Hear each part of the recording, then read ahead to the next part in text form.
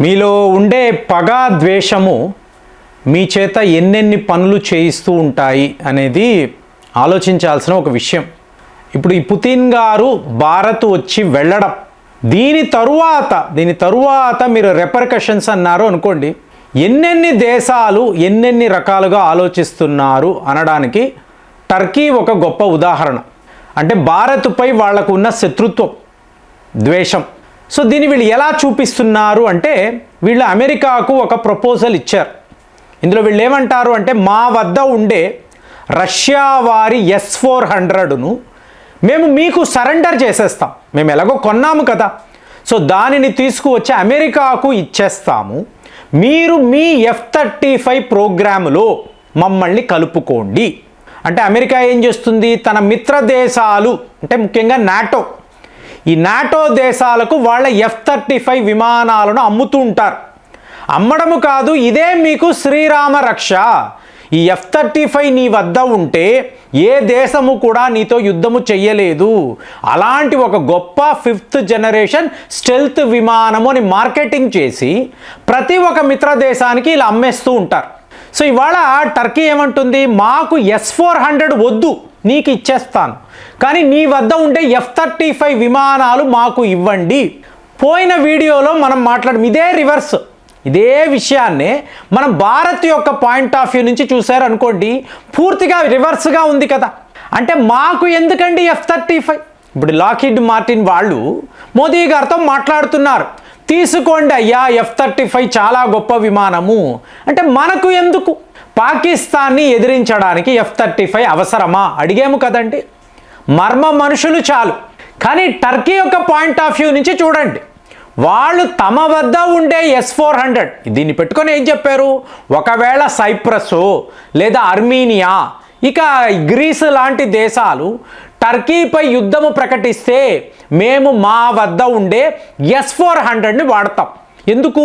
ఇప్పుడు అర్మీనియా అనండి, సైప్రస్ అనండి, వాళ్ళ వద్ద భారత్ యొక్క ఆయుధాలు ఉన్నాయి. ఆకాశ్ డిఫెన్స్ సిస్టమ్, రేపు బ్రహ్మోస్ కూడా, బ్రహ్మోస్తో పాటు సుఖాయ్ విమానాలు కూడా మనం ఇవ్వబోతున్నాం కదా. కాబట్టి ఒకవేళ భారత్ అలాంటి నిర్ణయము తీసుకుంటే ఈ 3 దేశాల వద్ద కూడా వాళ్ళ ఆయుధాలుంటే మేము మా S-400ని యాక్టివేట్ చేయాల్సిన పరిస్థితి ఉంది. ఇది కదా టర్కీ వాళ్ళు అన్నారు. కానీ వాళ్లకు అక్కడ S-400 ఎంతవరకు పనికొస్తుంది? ఇప్పుడు భారత్ను చూడండి, ఇంకొక 5 బ్యాటరీలు రష్యా వద్ద కొనడానికి మేము సిద్ధముగా ఉన్నాము, బడ్జెట్ కూడా రెడీ చేసుకున్నాము చెప్తున్నాం కదా. చూడండి, ఈ ఆపోజిట్లో టర్కీ వాడి ఆలోచన ఎలా ఉంది, భారత్ యొక్క ఆలోచన. అంటే టర్కీ వాడు అమెరికాతో కలవడంలో ఉద్దేశం ఏమిటి? మనల్ని ఎదిరించాలి. అంటే రష్యా పూర్తిగా పుతిన్ గారు చెప్పేస్తున్నారు, నాకు భారత్ అతి ముఖ్యమైన అత్యంత సన్నిహిత దేశం, సో అలాంటి దేశాన్ని ఎట్టి పరిస్థితుల్లో నేను విడిచిపెట్టను, వాళ్ళతో స్నేహము నాకు చాలా ముఖ్యము. ఓపెన్గా ఆయన చెప్తున్నాడు, మీడియా ముందు చెప్తున్నాడు. అలాంటిది ఇప్పుడు టర్కీ ఏం ఆలోచిస్తుంది, రష్యా నా మిత్ర దేశమే కదా, మరి ఇవాళ నా శత్రు దేశం భారత్తో ఇంత క్లోజ్గా ఇలా కలిసిపోవడం ఏమిటి? అంటే కలిసిపోవడము కాదండి, వాళ్ళ టెక్నాలజీని అంతా తీసుకువచ్చి వీళ్ళు భారత్లో పెడుతున్నారు. వాళ్ళు అక్కడ చేయాల్సిన పనులంతా మేము ఇండియాలోనే చేసుకుంటాము, ఇక్కడే మా ఆయుధాలు తయారు చేస్తాము. ఇంతంత పెద్ద ప్రపోజల్స్ వినిన తరువాత మనం రష్యాను నమ్మాలా అమెరికాను నమ్మాలా అంటే 100% మనము రష్యా కన్నా అమెరికా వైపే వెళ్ళాలి అని టర్కీ వాడు ఎర్దగాన్ పూర్తిగా నమ్ముతున్నాడు. సో దీన్నే డివైడ్ అండ్ రూల్ పాలసీ అంటారు. రష్యా వాళ్ళు భారత్ ఈ విషయంలో ఇవాళ నిష్ణాతుల్లాగా కనిపిస్తున్నారు. ఏమీ లేదు ఫ్రెండ్స్, రష్యా వద్ద S-400, భారత్ వద్ద S-400, ఫైనల్గా చైనా వద్ద కూడా ఈ అస్త్రము ఉంది కదా. సో ఇప్పుడు వీళ్ళు కలిసిపోయారు అనుకోండి, ఇలాంటి ఒక ఫ్రంట్ను ఎవరు ఎప్పుడు చూసి ఉండరు, ఎవరు ఎప్పుడు ఊహించరు. సో ఇప్పుడు మీకు రష్యా అన్నప్పుడు ఏమవుతుంది, సెంట్రల్ ఏషియాలో ఉండే దేశాలంతా కూడా వాళ్ళతో కలిసిపోతున్నారు. ఆఫ్ఘనిస్తాన్ని కలుపుకున్నాం అంటే ఈ ఫ్రంట్ని చూడండి, మొత్తము కూడా వీళ్ళ చేతుల్లో. అంటే ఇప్పుడు ఈ POK అనబడే విషయము చాలా చాలా చిన్నదిగా కనిపిస్తుంది. మన చిన్నప్పుడు పాకిస్తాన్ ఆక్రమిత కాశ్మీర్ అంటే ఒక పెద్ద పెనుభూతములా చూసేవాళ్ళం. అసలు దీన్ని పొందగలమా, మన చేతికి ఎప్పుడైనా వస్తుందా, మనము మన సరిహద్దులను దాటగలమా, ఇన్ని ఆలోచించేవాళ్ళం.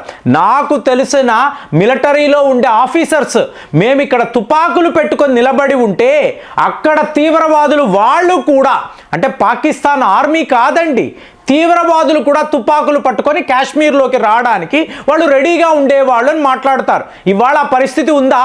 లేదు కదా. అంటే చూడండి ఈ సమీకరణ ఎలా మారిపోతుందో.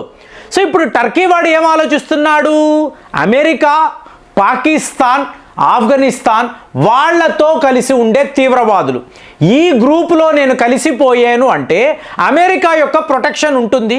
ఎందుకంటే వీళ్ళపైన కాట్సా అనబడే ఒక యాక్ట్ ఉంది కదండి. నువ్వు రష్యా వద్ద S-400 కొన్నావు కాబట్టి అమెరికా వాడు వీళ్ళపైన శాంక్షన్స్ విధించాడు. సో ఇందులో ఫైనాన్షియల్ శాంక్షన్స్ కూడా ఉన్నాయి. సో ఇప్పుడు మెల్లమెల్లగా ఇందులో నుంచి బయటపడాలి. ఇప్పుడు మేము పూర్తిగా రష్యాను నమ్ముకున్నాము, రష్యా ఏమో భారత్ వైపు వెళ్ళిపోయింది. కాబట్టి నేనేంటి, ఒక నాటో దేశం కదా. సో నాటో దేశం అంటే ఒకే ఒక ఇస్లామిక్ దేశం అండి మీకు టర్కీ, మిగతా వాళ్ళందరూ కూడా క్రైస్తవ దేశాలే. సో ఇప్పుడు టర్కీని రష్యాకు చెక్కు పెట్టడానికి వీళ్ళు వాడుకుంటున్నారు. కాబట్టి S-400 కొన్నప్పుడు కూడా అలో చేసి నీ మీద శాంక్షన్స్ విధిస్తున్నట్టు విధిస్తాము, కానీ S-400 టెక్నాలజీ అంతా కూడా నాకు ఇవ్వు, కుదిరితే మేము రివర్స్ ఇంజనీరింగ్ చేస్తాము. ఇదంతా అమెరికా వాడు చేసిన ప్లాన్, కానీ అలాంటిది ఏమీ కూడా జరగలేదు. దాంతో టర్కీ వాడు ఈ గ్రూప్లోకి వచ్చేయాలి. రష్యాతో ఉంటే తనకి నష్టమే, ఎందుకంటే వాళ్ళు పూర్తిగా భారత్, చైనా మీద ఆధారపడుతున్నారు. కాబట్టి ఈ F-35 విమానాలను కొనుక్కొని, అంటే బార్టర్ సిస్టంలో నేను నా వద్ద ఉండే S-400 నీకు ఇచ్చేస్తాను, దానికి సమానంగా F-35 విమానాలు నువ్వు నాకు ఇవ్వు. రేపు ఇజార్బైజాన్ని కాపాడడానికి ఒకవేళ అర్మీనియా భారత్ ఆయుధాలతో ఇజార్బైజాన్ మీద విరుచుకు పడితే నేను వాళ్ళకి ప్రొటెక్షన్గా వెళ్ళాలి అంటే నా వద్ద F-35 విమానాలు ఉండాలని భావించి ఇవాళ అమెరికా వాడితో ఇంత పెద్ద ప్రపోజల్ పెట్టాడు. కానీ వీడికి తెలియని విషయం ఏమిటి, మీకు అమెరికా, రష్యా వాళ్ళు ఆల్రెడీ కలిసిపోయారు. పుతీనా మజాకా ఏమేమి చెయ్యాలో, ఎక్కడెక్కడ ఎలాంటి చెక్కు పెట్టాలో పుతిన్కి బాగా తెలుసు. సో ఇవాళ టర్కీ అమెరికాతో కలిసిపోయినా రష్యాకు ఒరిగేది ఏమీ లేదు. భారత్ ఇంకా కూడా స్ట్రాంగ్ అయిపోతుంది. అంటే పాకిస్తాన్ని ఎదిరించడానికి ఇంతంత పెద్ద అస్త్రాలు అక్కర్లేదండి. చైనా వాడు 100% మనతో యుద్ధము చేయడండి. అప్పుడు మనకు ఎవరితో శత్రుత్వము, ఎవరితో లేదు. అమెరికా వాడు మనతో ఒక ప్రాక్సీ వార్ చేయొచ్చు, డైరెక్ట్గా యుద్ధము చెయ్యలేడు కదా. అలాంటి పరిస్థితి వాడికి లేదు కదా. దానిని కూడా పుతిన్ గారు అక్కడే యుక్రెయిన్ విషయంలో టోటల్గా సాల్వ్ చేశారు. అందరూ మాట్లాడుతున్న రష్యన్ ఆయిల్స్, రేపు అక్కడ యుద్ధం ఆగిపోయింది అనుకోండి, మనము రష్యా వద్ద ఆయిల్స్ కొనాల్సిన అవసరమే లేదు. సో మనము Saudi Arabia, United Arab Emirates, కుదిరితే ఇరాన్, వీళ్ళతో మనం ఆయిల్స్ కొనుక్కుంటాం చాలు. రష్యా దాకా మనం వెళ్ళక్కర్లే, చాలా దూరం కదా.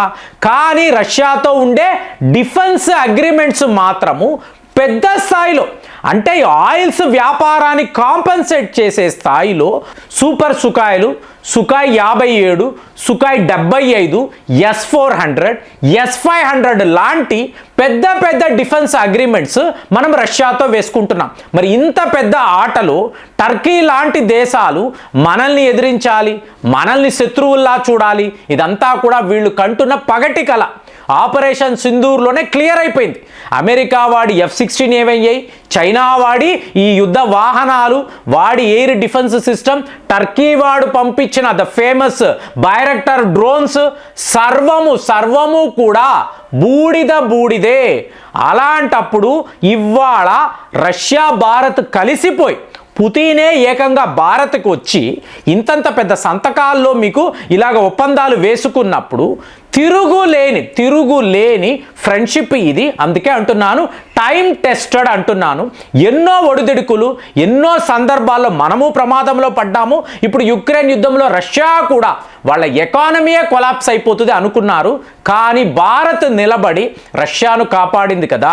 మరి ఈ ఫ్రెండ్షిప్ ముందు టర్కీ లాంటి దేశాలు ఈ S-400ని పెట్టుకొని అమెరికాతో చేస్తున్న ఈ బేరాలు చూశారనుకోండి, చాలా చాలా సిల్లీగా ఉంది. కానీ మనకు వాళ్లకు ఉండే తేడాను చెప్పడానికే వీడియోలో ఈ టాపిక్ మాట్లాడాను. మరి మీకేమనిపిస్తుంది?